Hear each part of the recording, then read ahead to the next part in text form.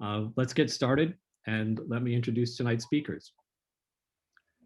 Damian Morgan is the chairman of the board of the Marin City Community Services District and the founder of Cronkite Development, Inc., a nonprofit organization that provides support services to disadvantaged and economically challenged families in the Bay Area. Damian was born and raised in Marin City and is a Tamalpais High School graduate and avid outdoorsman. Damian can frequently be found atop Mount Tam and at Stinson Beach and other natural areas of Marin.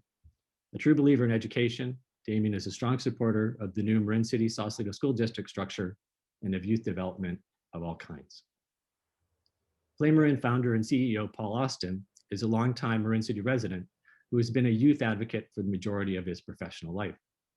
After serving for several years as Director of Recreation for Marin City Community Center, he saw a need to create opportunities for Marin City youth to engage in organized athletics and other extracurricular activities.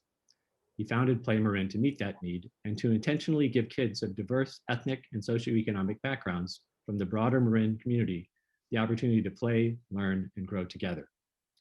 Paul is a Tamalpais High graduate who studied early childhood education at Texas Southern University and holds a bachelor's in psychology from Dominican University in San Rafael. Married to Miller Creek Middle School principal Tanisha Tate and the father of two, Paul Austin's world is dedicated to the well-being of young people. Please welcome Paul Austin and Damian Morgan. Thank you. Thank you. Yeah, I'll go ahead and just first say thank you for having us. I'm gonna go ahead and share my screen, and then I'm gonna let Damian take over. But I do appreciate this opportunity on behalf of myself and Damian to be in front of you guys to just have an open dialogue around the possibility of incorporating Marin City.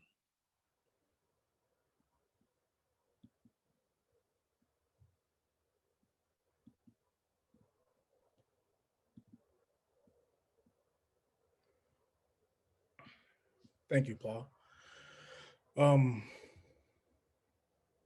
Make it a little bit bigger.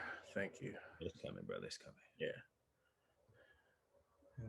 Again, this is Damian here. Thanks for everyone showing up. Appreciate it. Many friends I see on here and community members who do a lot for the community. So we really appreciate that you guys have joined us tonight. Thank you. So we're gonna get into, we are currently exploring of incorporating Marin City.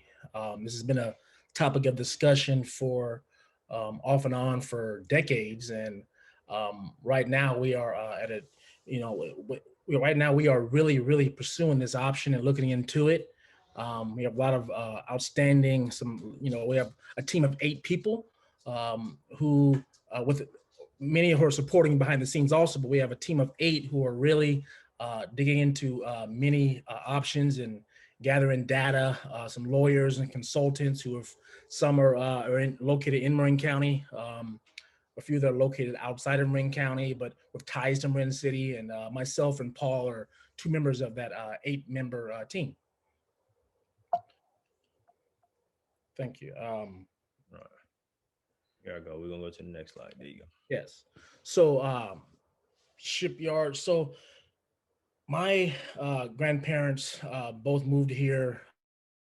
My mom's family, my mom's parents, my grandparents moved here from Leavenworth, Kansas.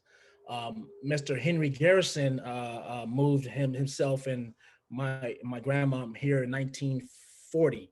And my grandpa, Mr. Henry Garrison Sr., worked at Marin Ship. And he worked there for a few years, as World War II was ending. And my, mother, my mother is her maiden name is Garrison. She is the 13th of 14 children. And she tells me stories regarding, the times then, and her older siblings talking about, Kansas. But she talks about, before Marin City, before how it was, the houses were on the hill, before Golden Gate Village, and the days of houses on the flats.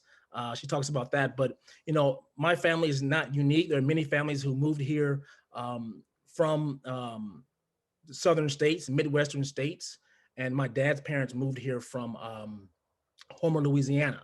They moved here around the same time, the early 40s. So as far as redlining goes, my parents and many in the community have talked to me about this, and many community members have talked about the redlining regarding, as we all know, the story about people not being able to get loans. Redlining certain communities throughout this country, and Marin City and Marin County being a part of that redlining, not being able to access loans. And Paul will get into it. Paul will get into it in a few minutes regarding his family having to build a home. I'll let him tell that story, but I'm very aware of the story that Paul is telling. I know his family very well regarding his family building a home down in an embankment, having to be able to hide from the street above. People can see them building a home. But getting into the flea market, I grew up inside.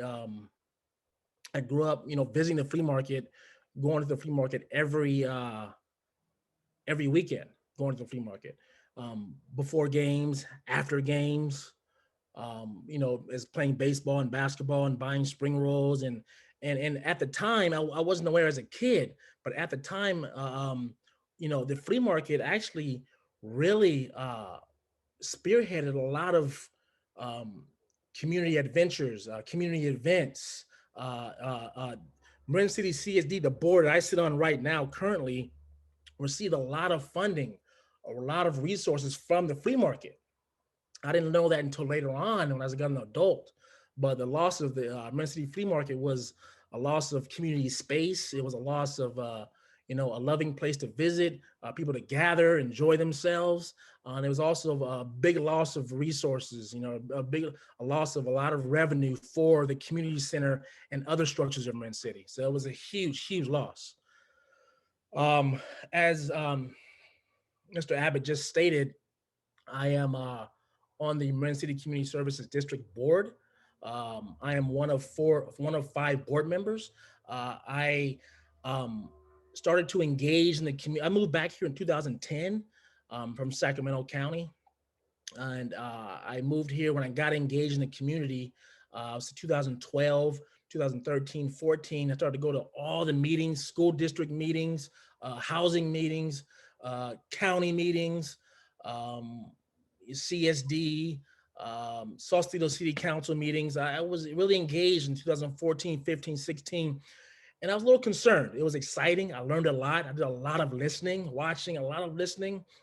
And I was asked to run for CSD in 2017. I wasn't I wasn't a believer right away that I would run and wanted to run, but I felt it was necessary. So I ran for the board in 17 and was elected in the election of 2017 and was sworn in January of 18. And the inequities, I'll just stick with the inequities regarding, there's a whole host of, lots of inequities, but just CSD being on the board, it's a struggle. We are, quote unquote, a partner with the county, the different departments of the county. CSD is a partner. We're supposed to be a partner. We are in some aspects, but it's a real struggle regarding partnership with the county. Resources, we have to continue to beg for resources, as you all know, or maybe most of you know, that our tax dollars, the Marin City's property taxes and Marin City's the Gateway Shopping Center, the sales tax all goes to the county, and we provide services for the community, but we definitely it's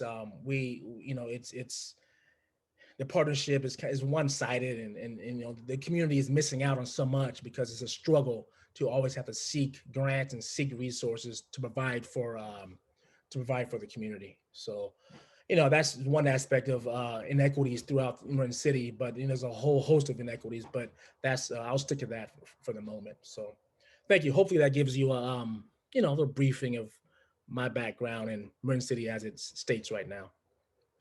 I mean, absolutely, Damian. That was wonderful, right? I too am third generation here in Marin City. Parents, grandparents migrated from the South to also search out for a better living and work in the shipyards, which I believe they found. But Damian hinted to the systematic racism that Marin City, or people of color, Black people specifically, faced once the war ended. They had quite a bit of money and they would love to buy property outside of Marin City. But due to redlining, those Black families wasn't able to buy land outside of Marin City. One set of my grandparents, fortunately, was able to buy a home in Mill Valley. They had one of their white friends actually buy it for them. And yes, it wasn't until I was an adult, well, a teenager, that I really understood why I couldn't see the house from the street. They had a 90-degree driveway straight down. And that was because they didn't want to see, or they didn't want anybody to know that a Black family was building a home in Mill Valley. And even once that came to light, the realtor herself, which was a white lady, she lost her job for selling a deed to a Black family. And so that wasn't that long ago, right? That was probably like 1950s. Damian hinted at what the flea market did for Marin City. It was a vocal point of Marin in general, and the Bay Area. People traveled from everywhere to come to the Marin City flea market. It gave us an identity and something that we was known for. But it also produced revenue that went back into programs and helped the city continue to run. Anywhere from $500,000 upward to about $700,000 a year. Extremely helpful. But unfortunately, we did lose a lot of that when the shopping center came on board. Speaking of the shopping center, some of our current obstacles that we're facing as an unincorporated area of Marin, which is Marin City, is that we lack resources, but we also lack the opportunity to have a grocery store. We're still considered a food desert. While yes, we have Target, and I appreciate them being here, it's not the same. People here in Marin City is dying off about anywhere 12 to 15 years more than our counterparts in the rest of Marin. And I believe that have something to do with us being able to have a healthy choice as far as the foods that we eat. Gentrification, it's a huge one. It's something that's not only happened throughout the Bay Area, but it's constantly happened throughout America, where land is valuable. And a lot of times those that may live on those lands will get pushed out. And so we know Marin City, which is arguably 5 minutes away from the Golden Gate Bridge, is a very, very valuable area. We want to make sure that public housing stay here so we could continue to have the community that we have today. Marin City was once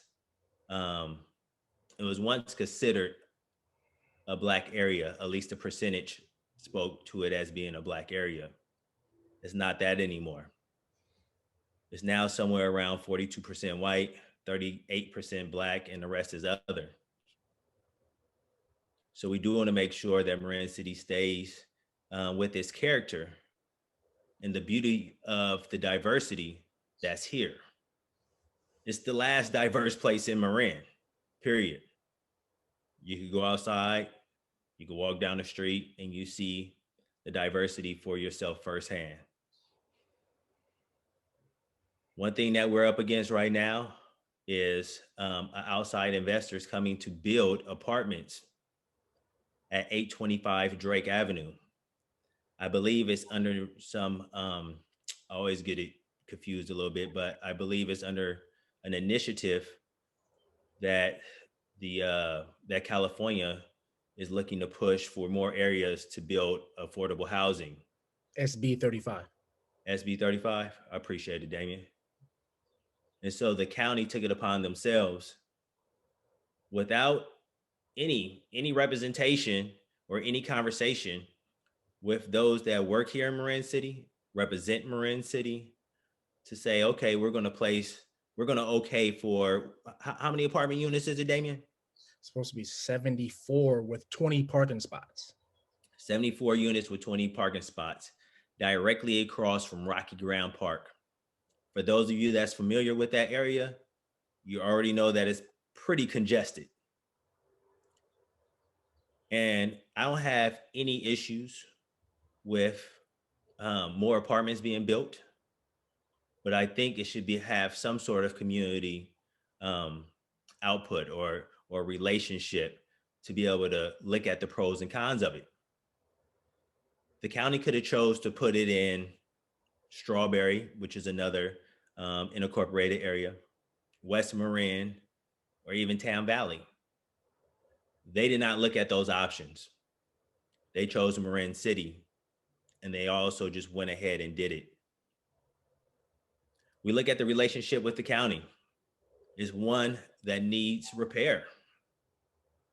It hasn't been a good relationship for years. And so we need folks to step up and encourage the county to have more transparency, as well as a better relationship with the working board of the Marin City Community Service District.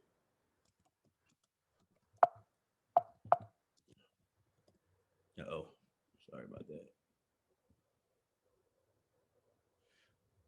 So we're going to talk about the benefits of incorporation. I'll start, and then Damian, you can talk about the self-governance if you don't mind. Yeah.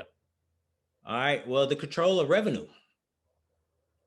Currently, we do not control any of our revenue.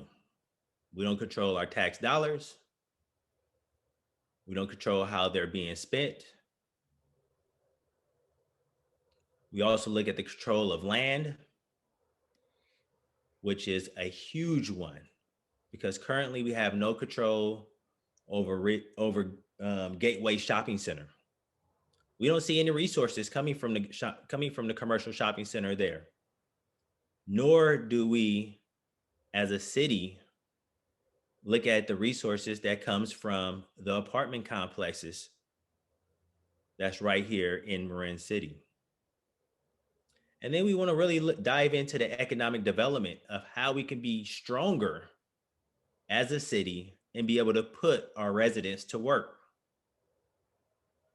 Because we know when folks are working, a city is that much more vibrant. I want Marin City to be a place like any other place in Marin County where people go to hang out on a beautiful Saturday or Sunday afternoon. We have the bones, we have the structure for it. We just need the right type of leadership that can guide us to that, in that direction. And currently we do not have that with the Board of Supervisors, but I believe that's an opportunity for growth. Go ahead, Damian. Thank you, sir. Thanks, Paul. Perfectly stated. As many of you know, we are seeking, exploring, as Paul just said, incorporating Marin City. And as many of us on this call, on this Zoom call, have been on many Mill Valley and Sausalito city council meetings, as I have, it would appear that, being a city, if this were to happen, it's been explored that, a city council and having your mayor and your city manager and your lawyers on staff, it improves what you can control over your city. I'm stating the obvious, but I am want to emphasize that we'll still most likely, if it happened to have a 5-member board, but you have more say so on more land control. As Paul was talking about 825 Drake Avenue, SB 35. It is true that SB 35. I'm not an expert on SB 35, but what I've read that it supersedes counties. It supersedes cities, and it tries to go around cities. But as a CSD, as we sit right now, compared to what a city council and a mayor and your lawyers on staff, I think you're still in a much stronger situation than where we are now.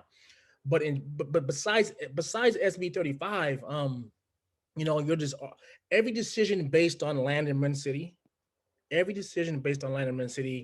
goes to the county. So put SB 35 aside for a moment. Everything that happens in Marin City regarding our land, CSD is just ignored. We don't even exist. Okay.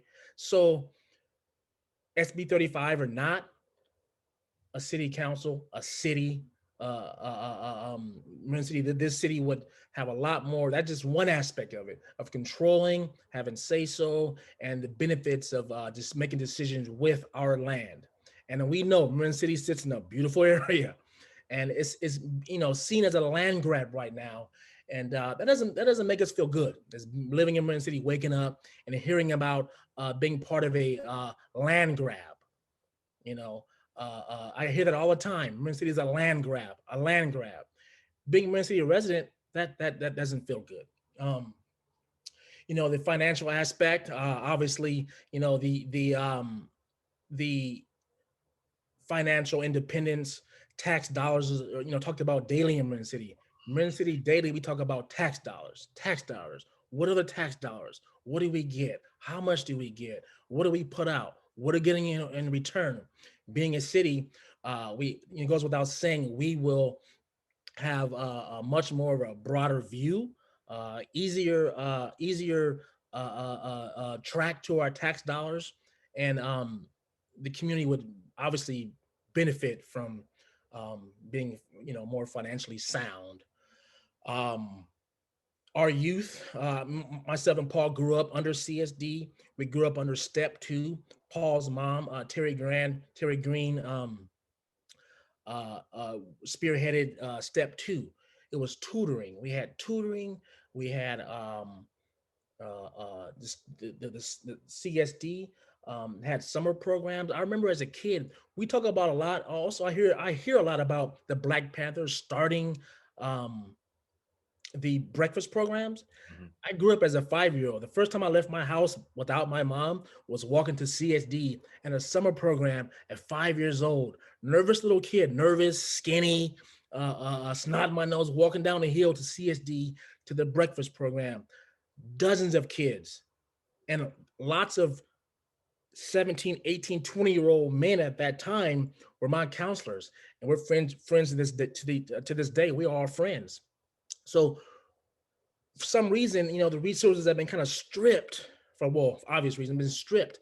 And we have great programs with Paul and other programs, other nonprofits in the community, but we need more. We can provide more for our for our kids and our unborn child, kids that will be born soon, generations to come. Police, Marin City residents, and the sheriff.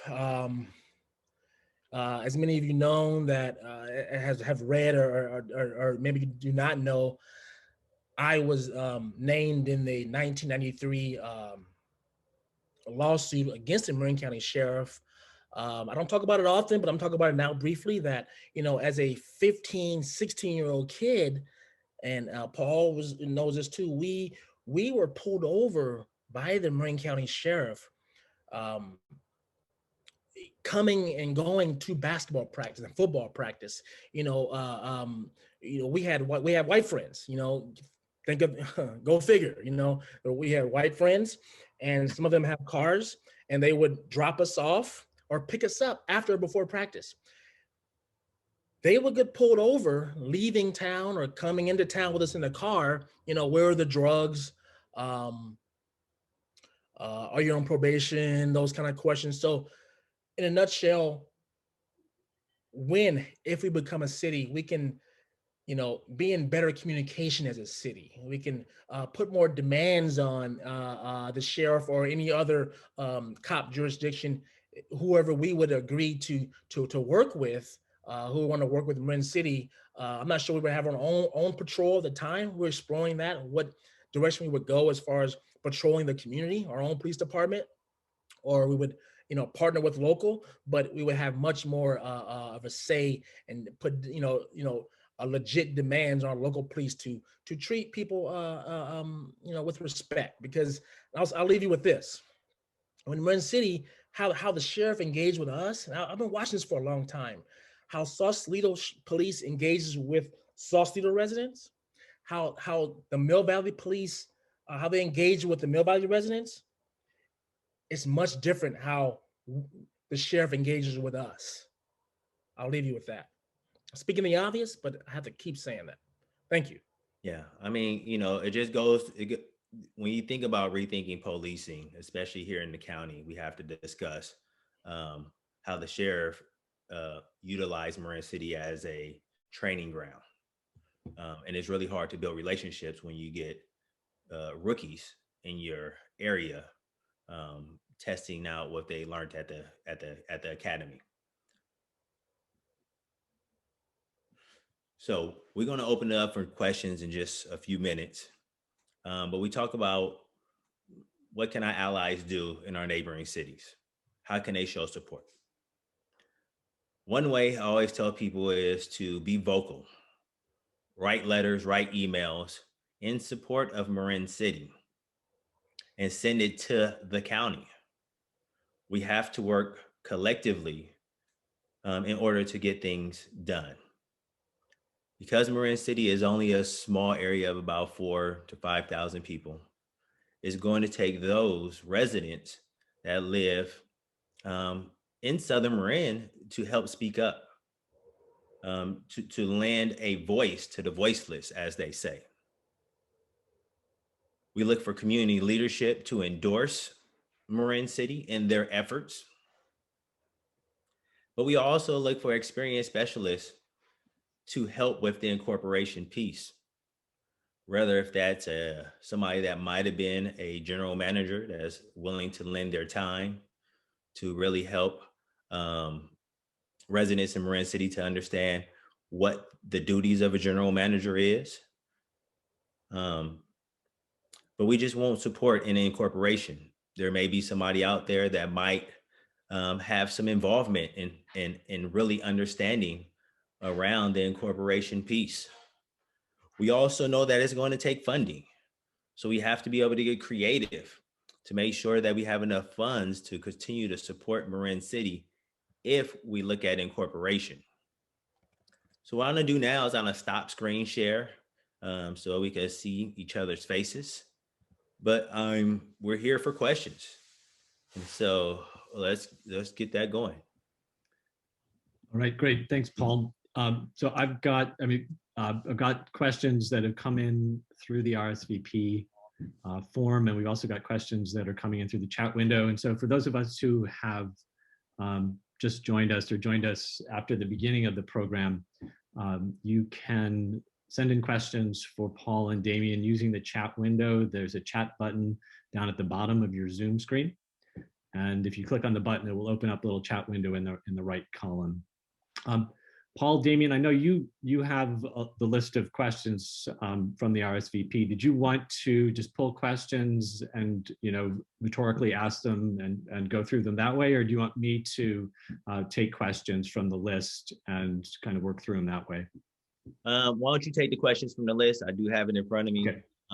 We can just go through some of them as quickly as we can, answer them the best way that we can. There may be quite a few questions that we can't answer, but this is the opportunity for us to have conversation. Great. And I'll mention to everyone else that I should have said at the beginning of the program, we are recording this, and it will be full recording will be posted to the Sausalito Library website within the next week or so. So if you know someone who wanted to be here with us and couldn't make it, please direct them to the Sausalito Library website to catch a rerun. So let me dive into the questions. I'll start with one that kind of takes us to the present, and that is just to for the two of you to give us a little more information about the services that the Marin City Community Services District currently provides and what the annual budget looks like. Yeah, I'll take that. Yeah, I think that's a great question. The annual budget, it moves around a little bit, but I would say it's close to, 1.4, $1.3 million a year, yearly. We provide youth services, summer programming, which Play Marin's a big part of. Kids access to a lot of water activities, different camping. So summer and some year-round summer services for youth, teen programming. We have senior programs for seniors. Long-time community members have been part of our senior programmings for decades, going back to when I was a kid. We provide things of that nature.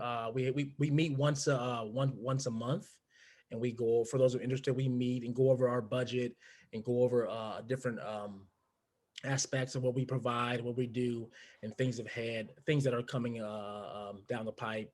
And so we provide just services to the community, activities for seniors and teens and youth.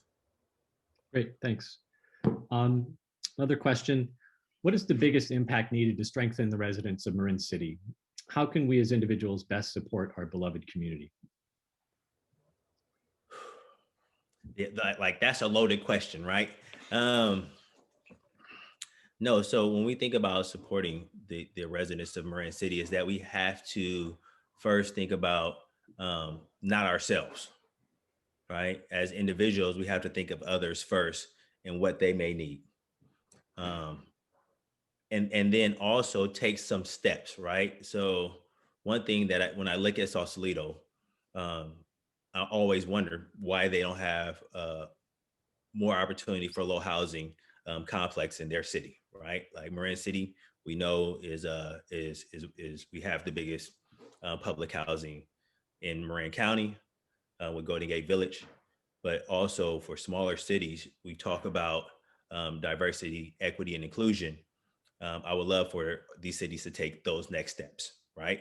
To say, hey, we're looking to do more in our areas that's going to support people of color, not just bring those folks into town to do the work, but also be able to provide housing for those.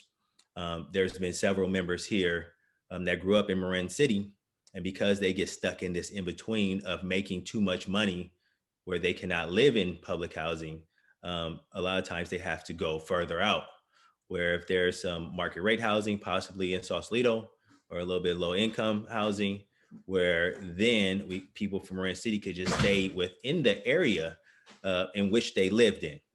Also, one thing that I know I talk about a lot is folks attaching themselves to an organization, strictly to be there to help, not to push their personal agenda forward, but to come in and say, hey, these are some resources that I have, whether if they may have a background in law, or they might be a writer, or they might be connected to some environmental avenue. But that's another avenue that I'm always telling folks to push forward. Another one is, I would love to see a case study done on the Marin City as it relates to the rest of Marin, because I think Marin City is due damages, right? Like property values in Marin City haven't risen. Our school district, unfortunately, has been failing Black and brown children for years. And we've been a food desert, right? So we've been neglected all the way around since Marin City has evolved since the 1940s. And you can directly see how that has negatively affected a lot of people's future. Yeah, it's great points, Paul. And I'm seeing the reparations in the and we're going to the next question, but I see reparations in the chat forum. I'm trying to get back to some of you. I appreciate you guys. reparations is important and key. And I hear mentions of it, reparations, but I don't hear any serious conversations. It could be had. I mean, they may be going on now, but I'm not aware of them. But thank you, Ms. Burns and Ava, for bringing that up. But I look forward to any conversations of serious conversations regarding reparations soon. Thank you. Okay, another question. Should Marin City become part of the city of Sausalito? I'll take that question. That comes up often too. We're talking to long time community members of Sausalito, and I think that question is well-meaning. I do think it's well-meaning. Some folks in Sausalito tell me, Damian, if Marin City became part of Sausalito, I think it'd be a great benefit to Marin City. And I really do think it's a well-meaning question, but many of us, I can't speak for everybody, but the folks that I talk to in Marin City see as Marin City will just get lost amongst a larger population. We would lose our identity. We would lose our history, our heritage.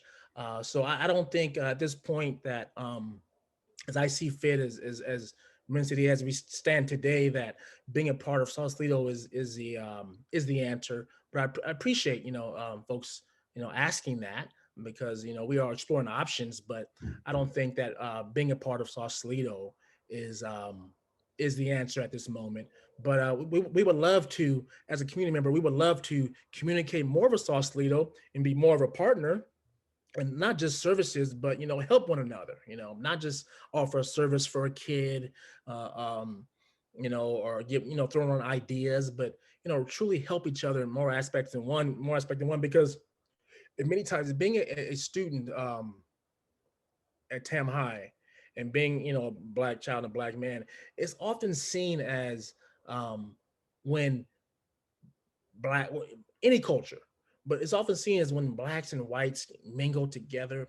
And in our school district, that when kids visit each other's homes and kids graduate together, that it just helps the Black family, the Black child. But when you talk about, it benefits everybody. Caucasian people benefit from being exposed to Black culture also, but it's seen as just, I benefit and you just doing me a favor. But the community as a whole becomes better when we become a true partnership and share ideas and help each other out, if that makes any sense. Great, thanks, Damian. Another question.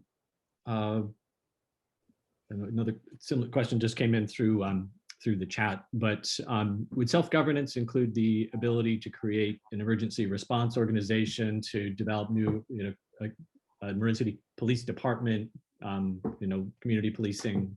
Would that be part of the plan? Yeah, that'd be something that we can explore, most definitely, right? Because it gives us that option.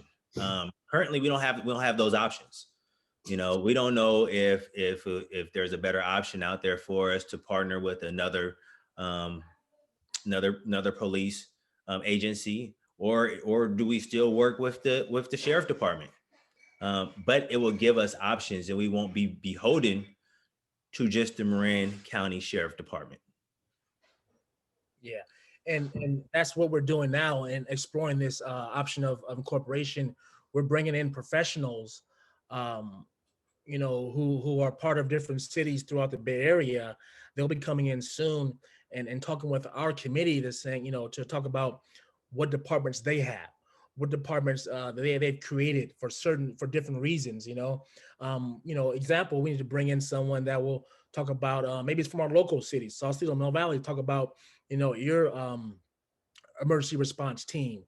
We'll bring in someone possibly from Oakland or Berkeley or Sacramento, talk about what their city, how they handle how they work with their underserved youth, and how they partner with the different jurisdictions, and those types of things, and paramedics and police. So, and one thing we talk about, I think it's part of the question, is police.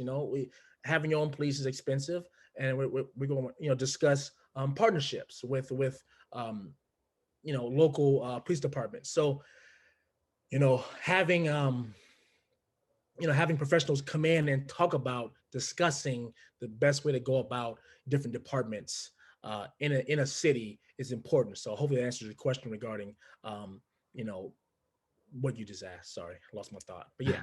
Great. Another question. Person's wondering about the current property tax revenue generated by Marin City and how the money coming into the community could potentially change with incorporation, versus what's currently coming back into the community. Well, as a city, we will definitely have more resources, more revenue, more money. These dollars come from two precincts. It's very confusing. I'm learning as we're going. The 94965 is wider than just Marin City.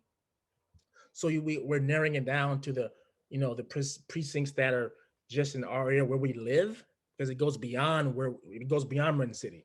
So tax dollars come from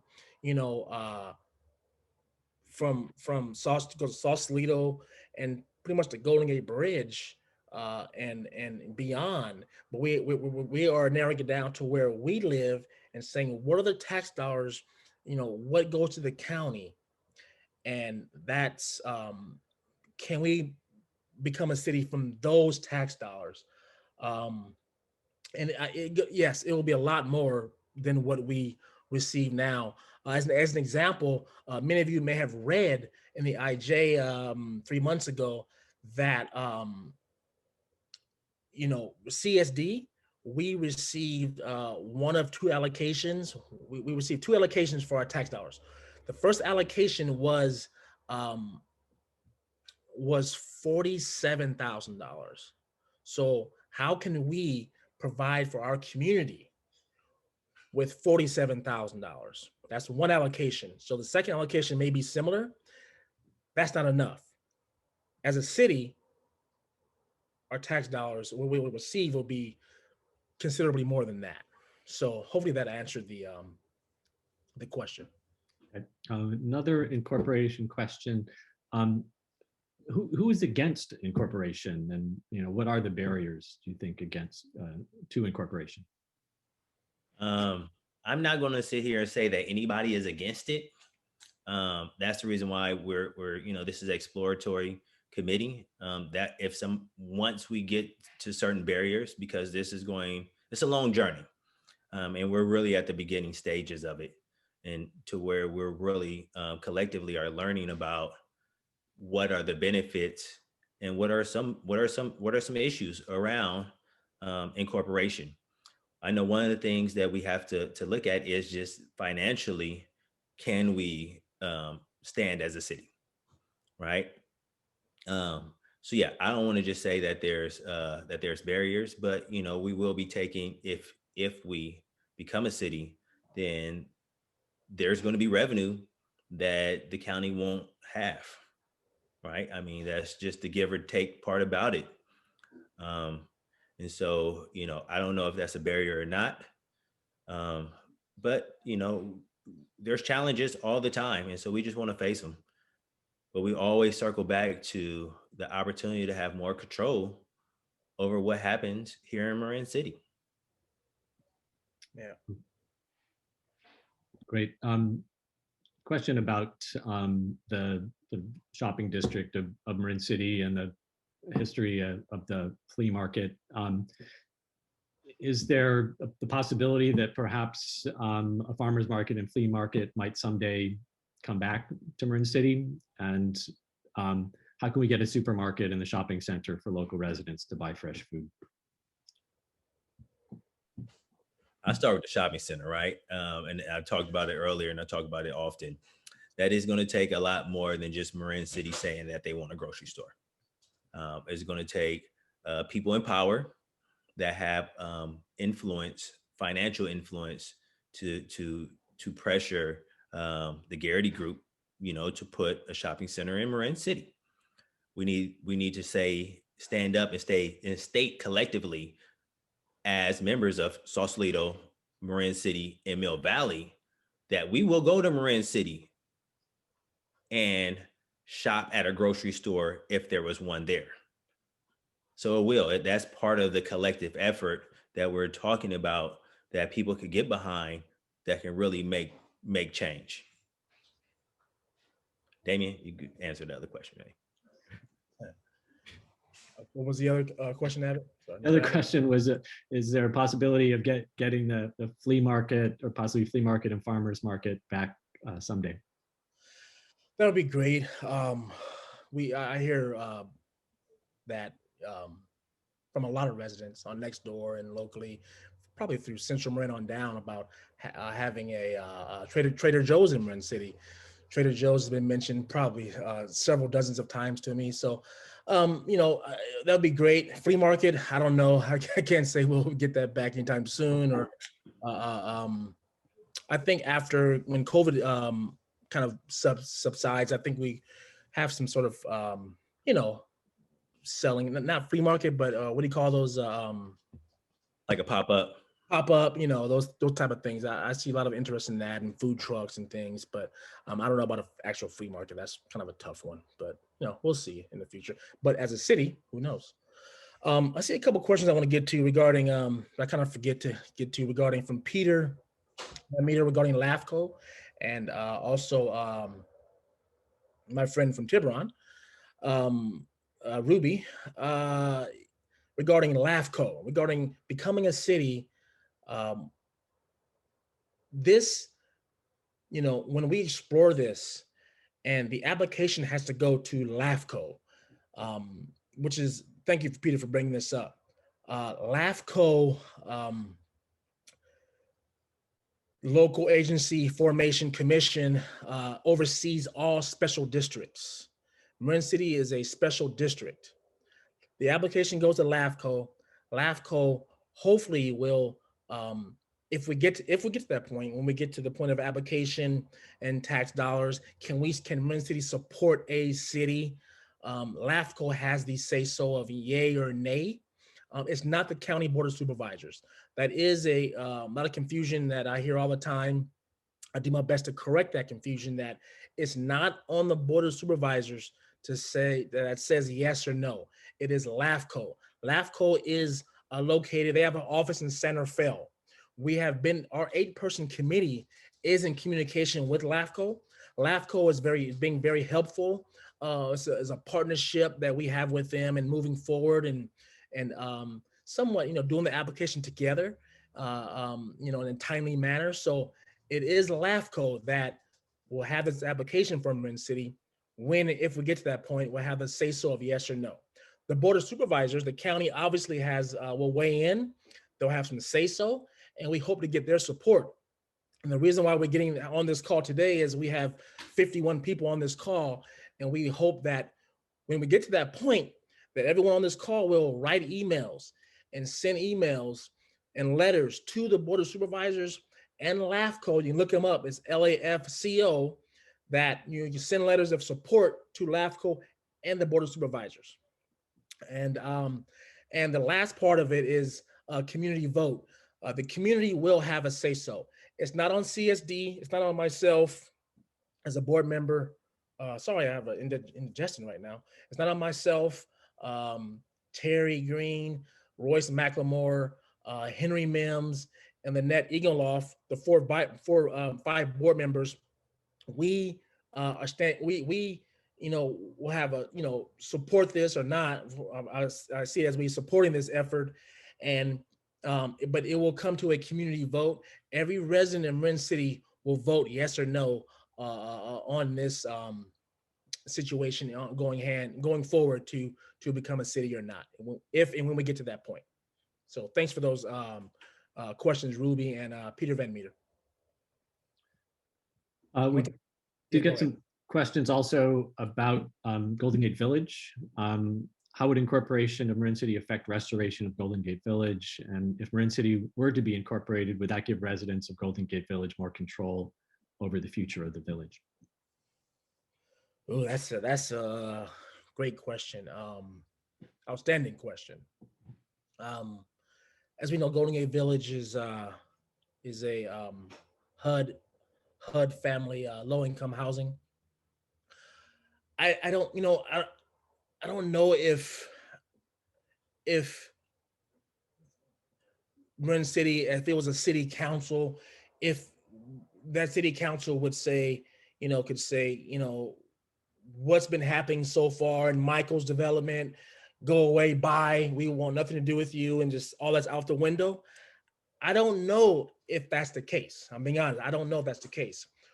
Will, the city, as it would be, would obviously, as Mill Valley City Council or Sausalito City Council, would have a lot more say so, as far as spearheading, the angle you want to take. But if we become a city, let's say per se in 2023, and could we just spearhead this situation a whole different angle, just take it a whole new different angle, and just, I don't know.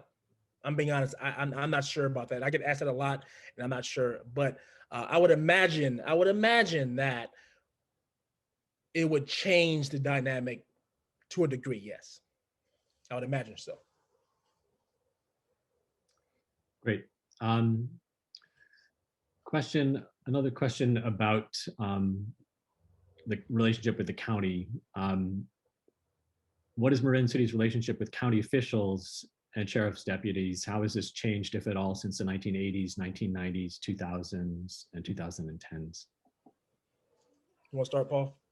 Yeah, I'll start. I mean, it's forever changing, right? Because it's the different personalities that forever changes in different positions. I've stated before that, and this is my personal belief, I can't speak for everybody. Previous members, our representative, our previous representative, Kay Sears, I feel like she didn't do much for Marin City. That's just my personal belief. But I do have a strong belief in Stephanie Milne Peters, that she's looking to do the right thing. But it's going to take all 5 of the members at the board of supervisors to really look at Marin City through a different lens. I want them to not ignore what's going on in Marin City. I want them to really push for change so Marin City could be uplifted like the rest of the cities here in Marin County. I mean, Marin County, we're the wealthiest county in California. So there shouldn't be pockets of communities that fall so far below the income rate, right? Like Marin City median income is $40,000. Sausalito, Mill Valley, the median income for the family is $140,000, right? Like, we have to put things in place to help change that dynamic. And the board of supervisors can do that. We spoke earlier about reparations, or I call it damages, because of redlining and people in Marin City not being able to go buy land in other areas of Marin, which would benefit generations from generations. I talked to a lot of people, right, that parents bought homes back in the 40s, back in the 50s, for bare minimum, a few $1,000s here and there, $50,000. And now they're selling their homes for like 1.8, $2 million. I personally went through my own issue where we had a realtor come to our home, and a lot of people seen the story. It went global, where she tried to undercut us for $500,000 because she looked at Marin City in a negative view. And she was from Marin, right? But those are just little things that continuously happen. With our sheriff department, it goes in ebb and flows, because every 3 years they have a change as who's the lieutenant here in Marin City. So how do you build a relationship with the folks that's supposed to oversee you, or supposed to be here to protect and serve you, when all of a sudden every 3 years there's somebody new? Every 3 years there's somebody new. So you cannot build a true relationship with folks. We've been here for quite a while. You know, we had good relationships and we had some bad ones. But if we can have a lieutenant that's here for 10, 12, 15 years, then it makes it that much more easier building relationships, which then benefits everybody, the community, as well as those that's here to protect and serve us. Thank you. I want to cover briefly regarding the question with the sheriff and the county officials. As a board member, I know I have to, keep your cool. You have to be professional. I get that. I've said some things I may not should have said, should have not said. I'm learning, but first, I'm a human being first. I want to say that to everybody as a board member, wherever you are, you're a human being first before a board member. Okay. As a human, as a middle-aged Black man, as a once a Black kid, the sheriff, how they dealt with us, I'll go back to it again as a 15-year-old child. And you on here, Paul and myself are friends with many people on here. White or Black, doesn't matter. We don't care what you are. But imagine you, white folks, imagine having your 15-year-old son. I know it doesn't happen. 15-year-old son or daughter, happens to girls too, being harassed, coming and going to basketball practice or football practice. Imagine that multiple times, a couple dozen times, and local jurisdictions. Sausalito, love you folks on here, Sausalito, but Sausalito, Mill Valley. I have a story, and I'll say this, I'll get this quick. One night in Marin County as a 16-year-old, I was with two friends. I'll tell you their names. Their name is Tino Wilson. Some of you know on here named Tino Wilson and Tremaine Davis. We were pulled over 8 times in one night. 8 times. No tickets, okay? I was 16. Tino was 16. Tremaine was 17 years old. 8 times in one night. And you know what we're told now from friends throughout Marin? They say, damn, excuse my language, they say, I had no idea you guys were going through that. These are people that know us very well because we hit it. We were able to fight through it, put our game face on, and try our best to enjoy life, get the most out of life. You had no idea we were getting pulled over 8 times in one night. So dealing with police in our community throughout the county has been hostile. Getting to this now as a board member, again, I'm a human first. I have to be honest with you. Dealing with the county, it's not just supervisors that we deal with. As Marin City CSD, we're not just dealing with supervisors, we're dealing with departments, health and human services. We're dealing, we're working with health and human services. We're working with community development agency, probation department, different departments throughout the county. And I'll just keep it simple because we have to move on to different questions. That it's hostile. It's a hostile environment. When I ask questions, when I'm engaging about tax dollars, when I first got on the board in 2018, I went to the county asking about tax dollars that anyone has access to ask about tax dollars. We told, everything's fine. You don't need to see that. Everything's fine. So that gives you everything you need to know. Tells you what you need to know about, the hostile relationship between the county and Marin City, just CSD. The community as a whole can speak for themselves regarding hostility, but as a board member, working to do to just work for your community and provide for your community, the basic of needs for your community, it's a hostile environment. You know what it comes down to though, folks? It comes down to this: development. If you're on board with development, the county will treat you golden. If you're not so much on board with development, hostile. I'll leave it at that. Okay, how are you guys doing? Paul, Damian, we're over an hour in. I've got a few more questions, but want to be mindful of your time and your family. Yeah, you can. I'm good for about 10 more minutes. Okay. Yeah. Then I've got just a few more then. How can we do more to better incorporate Marin City, both in terms of infrastructure, for example, bus lines and pedestrian accessibility, and socially, for example, anti-racist training for residents of Marin? I'll start. I mean, so a lot of it is that people have to do the work themselves. Don't look to Black folks or brown folks to explain to you about how we feel in this county. Look at the stats, read some books, gain some understanding for yourself about why Marin County has the largest disparity, right? Like go check out the data from race counts and then start questioning what can be done.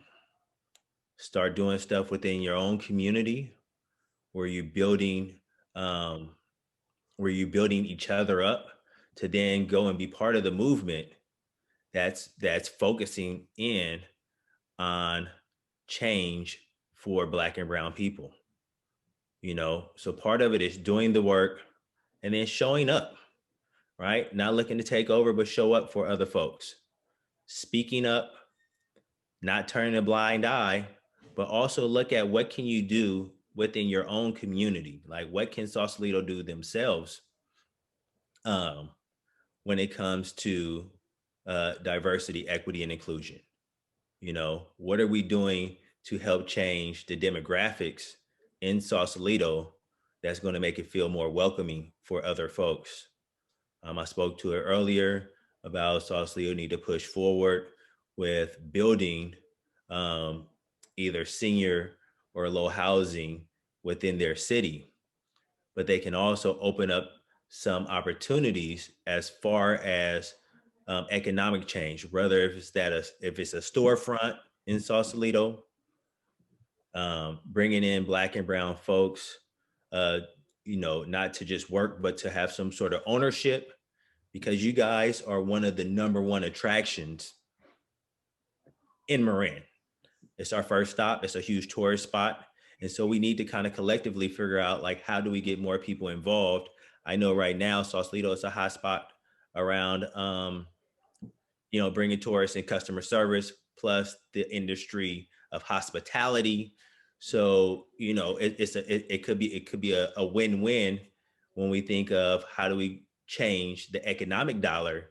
And it's like, all right, should we do some sort of job training program around hospitality and then put people to work in Sausalito?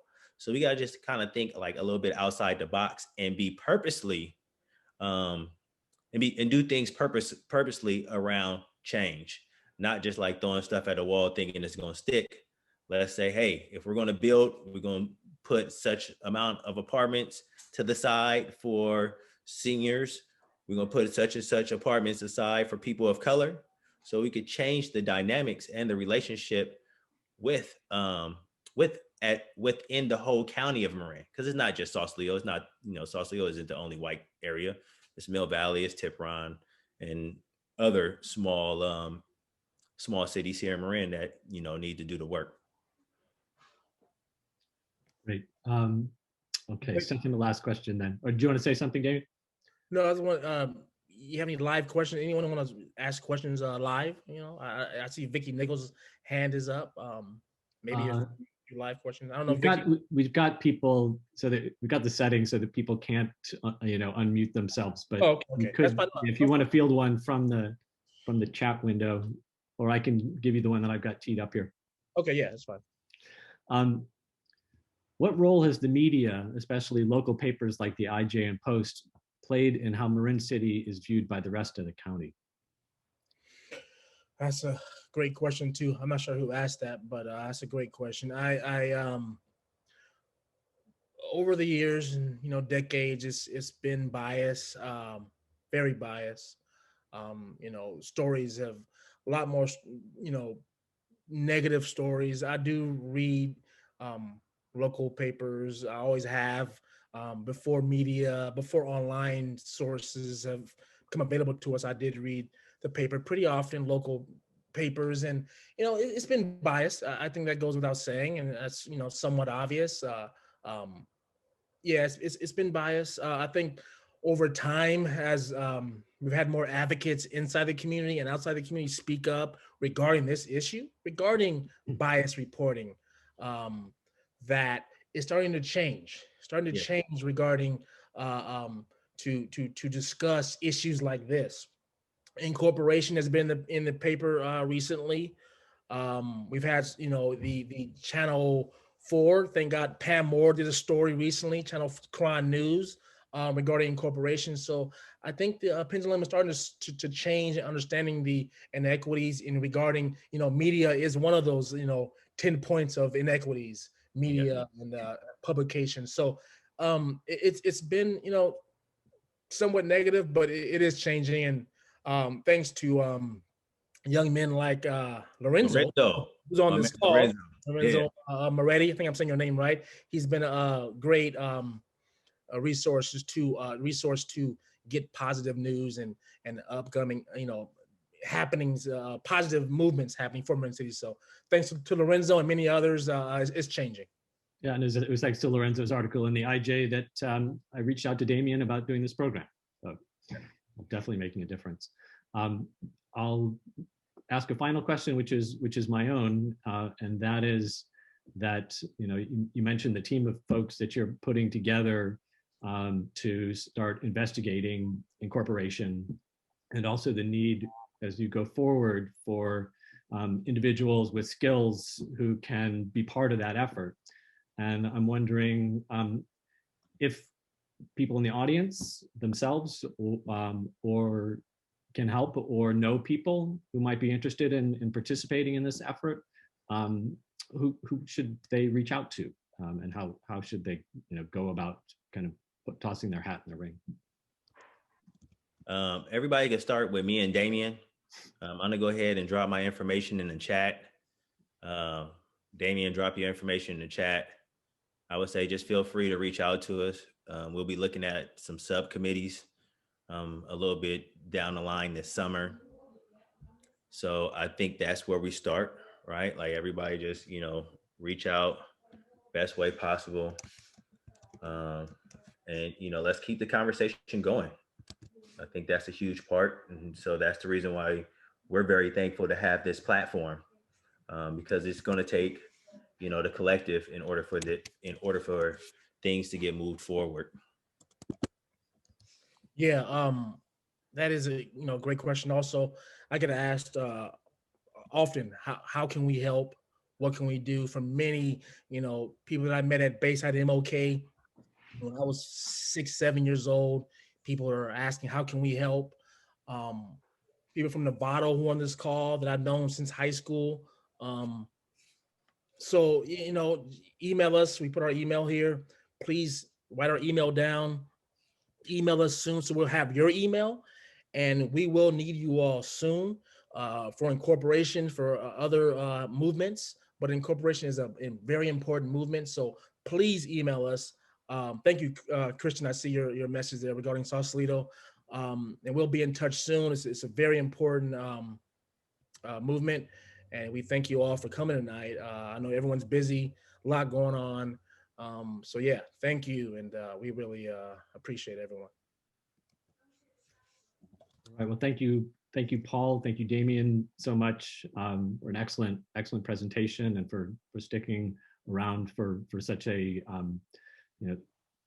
informative Q&A session. It would be great in another however long we look into the future, 6 months, a year, to have you back for a progress update, and get a sense of how the effort's going, and how what sort of needs you would have at that point as well, if you'd be willing.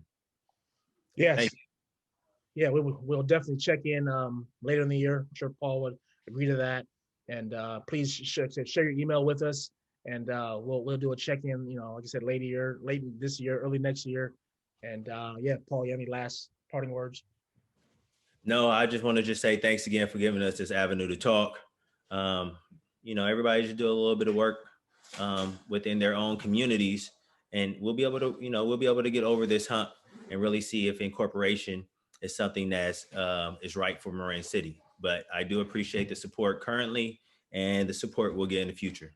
All right, well, thanks again, and thank you all the attendees who stuck with us through to the end, and I'll look forward to seeing you at future Sausalito Library programs.